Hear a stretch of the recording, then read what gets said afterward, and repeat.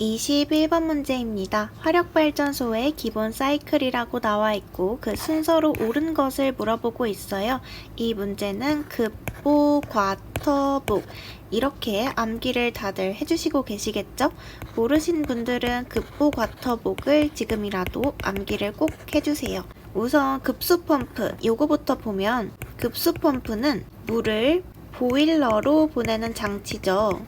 그러면 보일러는 급수펌프에서 받은 이 물을 가열을 해서 습증기로 변환합니다. 그 다음 과열기에서는 보일러에서 나온 이 습증기를 더 가열을 해서 고온고압의 과열증기로 변환을 합니다. 그러면 과열증기가 터빈을 회전시켜서 발전기를 작동시키고요.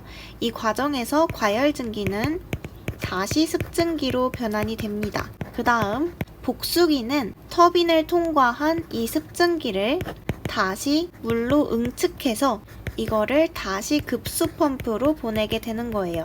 이런 원리로 동작을 합니다. 22번 문제 저압 뱅킹 배전 방식에서 저전압 측의 고장에 의하여 건전한 변압기의 일부 또는 전부가 차단되는 현상을 물어보고 있어요. 우선 1번부터 보면 아킹, 이거는 전기 아크를 말하는 거죠. 스파크가 발생을 하는 거예요. 2번에 플리커, 이거는 뭘까요? 깜빡이는 현상을 플리커라고 하죠. 그리고 3번 밸런서, 이거는 전압과 전류의 균형을 맞추는 거예요. 그래서 정답은 4번이죠. 이 캐스케이딩 현상 같은 경우에는 고장이 확산되어서 다른 이런 건전한 변압기의 일부 또는 전부까지 차단이 되는 현상이에요. 그러니까 다른 장비에도 영향을 미치는 거죠. 이런 거를 캐스케이딩 현상이라고 합니다. 23번 문제 증기의 엔탈피를 물어보고 있는데요.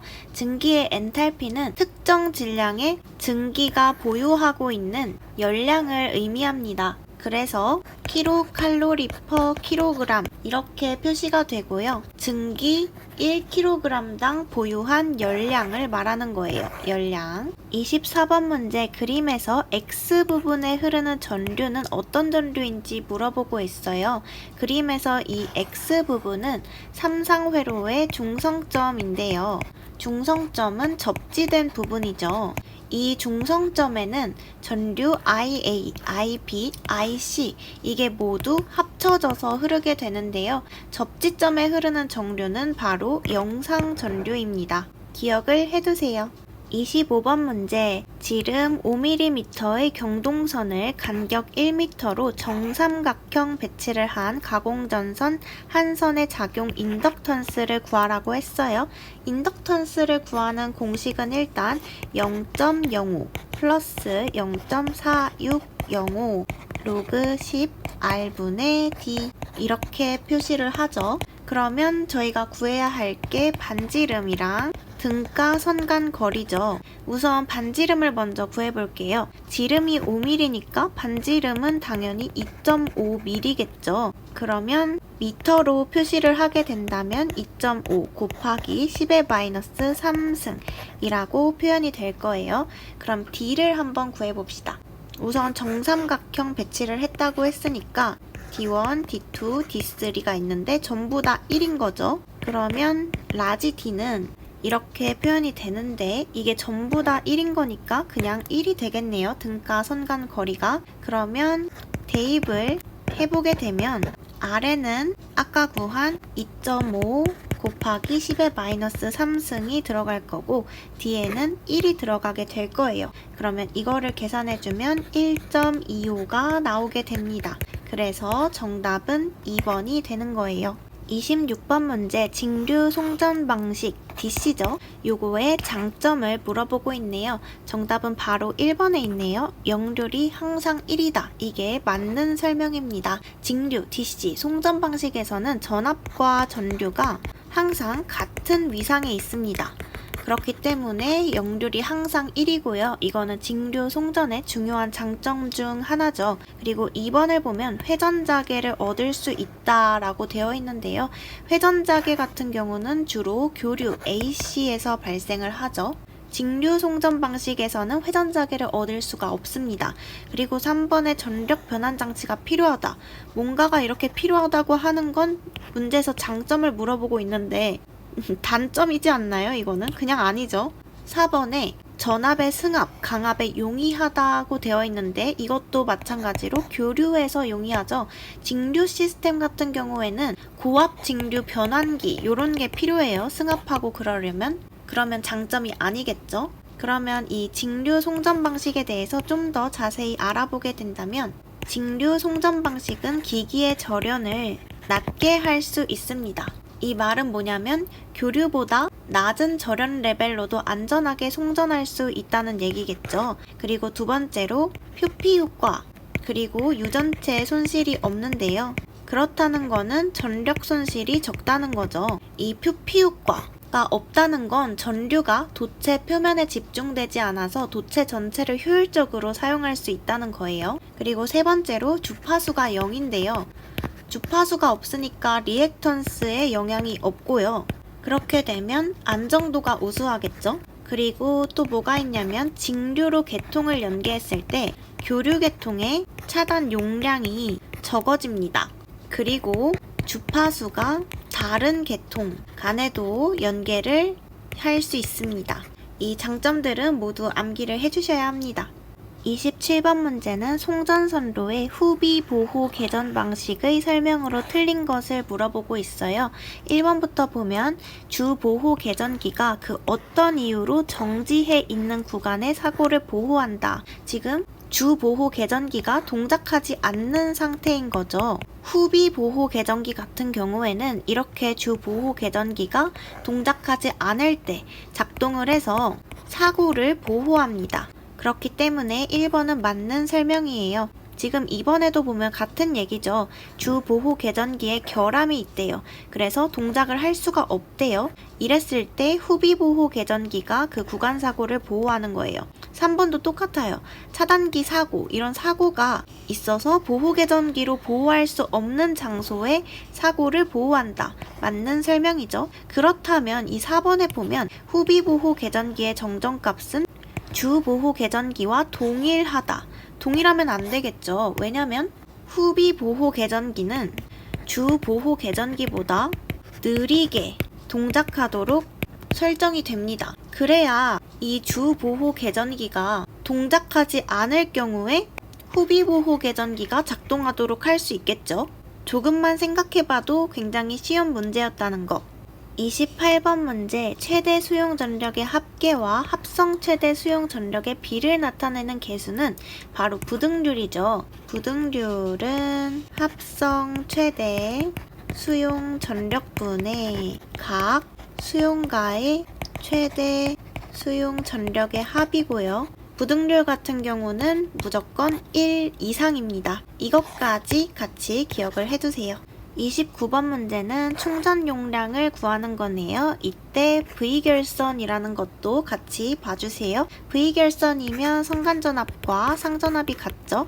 그러면 충전 용량 공식은 어떻게 되죠? 3오메가 CV 제곱이죠. 델타 결선이니까 이 V에다가는 2만을 그대로 넣으면 될 것 같아요. 그리고 오메가 같은 경우는 2파이 F죠. 그러면 이제 대입을 해봅시다. 3 곱하기 2파이 그대로 쓰고 F 주파수 60Hz라고 주어져 있네요. 그리고 정전 용량 C가 이렇게 주어져 있어요. 6파이분의 1 쓰고 이 마이크로 단위까지 빼먹어서는 안 되겠죠. 그리고 전압 2만 볼트 그대로 써줍니다. 의 제곱. 이거를 계산해주면 24 곱하기 10의 3승 이 나오는데요. 이건 볼트 암페어죠. 근데 지금 킬로볼트 암페어를 구하라고 했으니까 이렇게 고쳐줄 수 있겠죠. 그래서 정답은 2번입니다. 30번 문제, 3상 3선식 삼각형 매치의 송전선로에 있어서 각선의 대지정전 용량이 0.5038 마이크로페럿이고 선간 정전 용량이 0.1237 마이크로페럿일 때 한 선의 작용 정전 용량은 약 몇이냐고 물어보고 있네요. 작용 정전 용량, 이거 공식이 어떻게 되죠? 3상 3선식일 때는 대지 정전 용량 더하기 3상 3선식이니까 3을 쓰죠. 그리고 선간 정전 용량, 이렇게 식이 됐었습니다. 만약에 단상 2선식이다 그랬을 경우에는 3 대신에 2가 들어가죠. 2선식이니까 이것까지 같이 알아두세요. 그랬을 때 이제 대입만 하면 되겠네요. 대지정전 용량 CS는 0.5038 대입해주고 3 곱하기 선간 정전 용량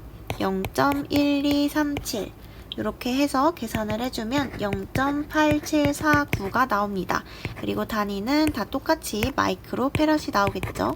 그래서 정답은 2번. 31번 문제는 콘덴서를 설치를 해서 역류를 개선했을 때 변압기에 걸리는 부하는 콘덴서 설치 전에 몇 %로 되는가 라고 했는데요. 이거는 원래 피상전력이 있었는데 콘덴서를 설치해서 역류를 개선한다면 피상전력이 어떻게 변환하는 거죠? 그러면 우선 지상 역률 80% 그리고 1000kVA의 부하를 가졌을 때 이때의 유효전력과 무효전력을 먼저 구해볼게요. 유효전력은 피상전력에다가 코사인 세타를 해주면 됐었죠. 피상전력 만에다가 여기 있죠. 피상전력 코사인 세타 역률을 곱해줍니다. 그러면 유효전력이 8000kW가 나오겠네요. 그러면 무효전력은 피상전력에다가 이번엔 사인 세타를 곱해주죠. 피상전력 만에다가 코사인이 0.8일 때 사인은 0.6이 되겠죠. 그래서 6000kV가 나옵니다. 그랬을 때 지금 6000kVA의 콘덴서를 설치한다는 거잖아요. 이 말은 6000kVA의 진상 무효 전력을 갖는 콘덴서를 설치한다는 거고, 콘덴서를 설치했다고 하면 설치한 후에 피상 전력을 구할 때 유효전력 제곱하고 무효전력에다가 이 콘덴서의 용량을 빼줬었죠. 이렇게 계산을 하는 거였었죠. 그래서 유효전력 구한 이 8000을 넣어주고 무효전력도 6000에다가 콘덴서 용량 6000 빼줍니다. 그리고 루트를 씌워주면 8000의 제곱만 남으니까 그냥 8000이 나오겠네요. 그렇게 되면 역률 개선 전에 비해서 역률 개선 후의 피상 전력은 어떻게 변할까요? 원래는 만이었는데 지금 8000으로 변했으니까, 그리고 퍼센테이지로 구하라고 했으니까 100도 곱해주면 되겠죠? 그러면 80%로 감소하게 되네요. 그래서 정답은 3번입니다. 32번 문제, 가공지선을 설치하는 주된 목적을 고르라고 했어요. 가공지선의 목적은 바로 1번의 뇌해 방지죠. 이 뇌라고 하면 직경뇌, 유도뇌가 있고요. 이런 것들을 차폐하는 목적입니다.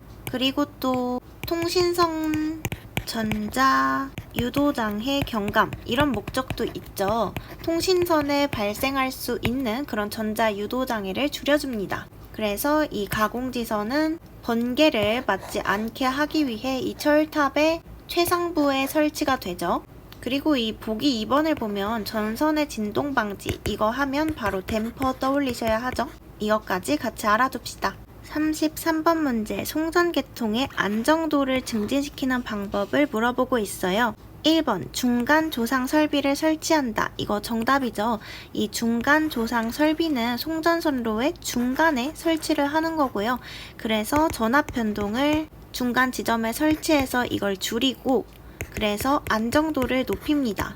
그리고 2번 같은 경우는 이 조속기가 발전기 속도를 조절하는 장치잖아요. 조속기 동작이 느리게 된다면 계통의 응답 속도가 느려지고, 그렇게 되면 안정도가 떨어지겠죠. 그리고 3번, 계통의 연계는 하지 않도록 한다. 뭔가 하지 않도록 한다. 이러면은 증진이 될 것 같진 않죠. 일단 여러 계통들을 연계를 하면 전체 계통의 안정도는 증진이 될 수도 있겠죠. 그리고 4번에 이 직렬 리액턴스를 가능한 크게 한다 라고 했는데, 리액턴스가 커지게 되면 전압 강화가 커져요. 그렇게 되면 계통의 안정도가 떨어지죠. 이 안정도를 증진시키는 방법은 정말 너무너무 많아요. 우선 방법은 크게 세 가지인데요. 리액턴스를 적게 하는 방법이 있고요. 지금처럼 크게 한다. 이 4번 보기처럼 이거 말고 리액턴스를 적게 하는 방법, 그리고 전압 변동을 적게 하는 방법이 있고 계통에 충격을 주지 않는다가 있어요. 리액턴스를 적게 하는 방법으로는 복도체를 사용하거나 다도체를 사용하거나 아니면 직렬 콘덴서를 사용하거나 아니면 발전기나 변압기의 리액턴스를 감소시키는 방법도 있고, 그리고 또 선로의 병렬 회전수 증가가 있죠. 그리고 전압 변동을 적게 하려면 아까처럼 중간 조상 설비를 설치하거나 아니면 고속도 개전기나 고속도 차단기 이런 거를 설치할 수도 있고, 고장 구간을 신속하게 차단하는 방법, 당연히 그렇겠죠? 이런 거나 소극 여자 방식을 채용하는 방법이 있습니다. 계통에 충격을 주지 않는 방법, 이거는 제동 저항기를 설치하는 방법이 있고요. 그리고 단락비를 크게 하는 방법이 있습니다. 너무 많죠? 안정도를 증진시키는 방법. 이거 전부 다 익숙해질 수 있도록 많이 읽어보시고 암기를 해주세요. 34번 보일러 절탄기의 용도를 물어보고 있는데 1번에 증기를 과열하는 건 뭐 과열기겠죠? 2번에 공기를 예열하는 것도 공기 예열기 뭐 그런 거겠죠? 3번에 석탄을 건조한다. 석탄 건조기 뭐 그런 거겠죠? 그래서 정답은 4번인데 절탄기는 키워드가 급수 예열이에요. 절탄기는 보일러에서 공급되는 급수를 예열을 해서 연료를 절약하는 장치입니다. 급수 예열을 꼭 기억해두세요. 35번 문제는 절연협조에서 절연 내력의 큰 순서를 물어보고 있는 거죠. 저 같은 경우에는 예전에 시험 볼 때 그냥 애차, 변피 이렇게 암기를 했었는데요. 뭐 다른 분들은 거꾸로 이렇게 해서 이 변이 똥이잖아요. 무슨 피똥 싸는 뭐는 애자다 뭐 이런 식으로 암기하신 분들도 있고 뭐 그렇더라고요. 저는 일단 애차 변피로 암기를 했었습니다. 더 쉬운 방법이 있다면 자신만의 방법으로 한번 암기를 해보세요. 36번 문제, 전선에서 전류의 밀도가 도선의 중심으로 들어갈수록 작아지는 현상, 이거는 표피 효과라고 하죠. 표피 효과는 전선에 전류를 흘렀을 때 이 도체 표면 쪽으로 전류가 많이 흘러서 도체 중심 부분에는 전류의 밀도가 작아지는 현상, 이런 걸 표피 효과라고 했었어요. 표피 효과 같은 경우에는 공식이 뭐 요렇죠. 이게 주파수, 이게 투자율, 이게 도전율인데, 그래서 표피 효과는 이것들과 비례 관계였습니다. 저는 이거 뭔가 fuck 그리고 유유 할 때 유 해서 fuck you라고 암기를 했다고 기사 때 설명을 드렸는데, 그리고 침투 깊이 같은 경우는 공식이 이렇게 됐었죠. 암기를 해주시면 좋습니다. 37번 문제는 차단기의 전격 차단 시간을 물어보고 있어요. 정답은 2번인데요. 차단기가 트립 지령을 받고, 괜히 어렵게 써놓은 것 같은데 이 말은 뭐예요? 차단기한테 너 이거 차단해 라고 말을 하고 트립 장치가 동작하여 차단기가 동작을 해서, 그러니까 차단기가 동작해서 전류를 차단하기 시작하는 그 시점부터 동작을 해서 전류 차단을 완료할 때까지의 시간, 전류가 완전히 차단되기까지의 그 시간을 의미하는 거죠.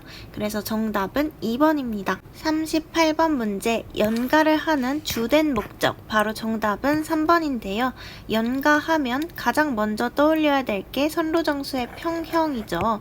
이 평형이 진짜 제일 주된 목적이고, 또 다른 효과들이 있는데 통신선에 대한 정전, 유도, 장애 감소가 있죠. 전기 선로에서 발생할 수 있는 정전 유도 장애라고 하면은 간섭이나 뭐 전기적 잡음 요런 거를 줄여주는 거예요. 그리고 또 뭐가 있냐면 직렬 공진 방지가 있습니다. 이거는 뭐 전력선에서 발생할 수 있는 공진 현상 요런 거를 방지를 해줘서 전선의 안정성을 높이는 거죠. 그래도 뭐니 해도 가장 중요한 건 평형이다. 연가하면 평형 꼭 기억을 해두세요. 39번 문제, 변압기의 보호 방식에서 차동 개전기는 무엇에 의하여 동작하는가? 이 차동 개전기는 비율, 차동, 계전기라고 하죠. 그리고 1, 2차 전류의 차로 동작을 합니다. 정답은 1번인데요. 이 문제는 사실 한번 보면 다음에 나왔을 때 뭐 틀릴 만한 문제는 아닌 것 같아요. 기억하기 쉽죠? 1, 2차 전류의 차로 동작한다. 근데 여기서 좀 기억을 해둬야 될 거는 비율, 차동, 계전기의 목적이죠. 바로 발전기나 변압기의 내부 고장용, 고장용이 아니죠. 내부 고장 보호용으로 사용이 된다는 거. 요것도 같이 꼭 기억을 해두세요.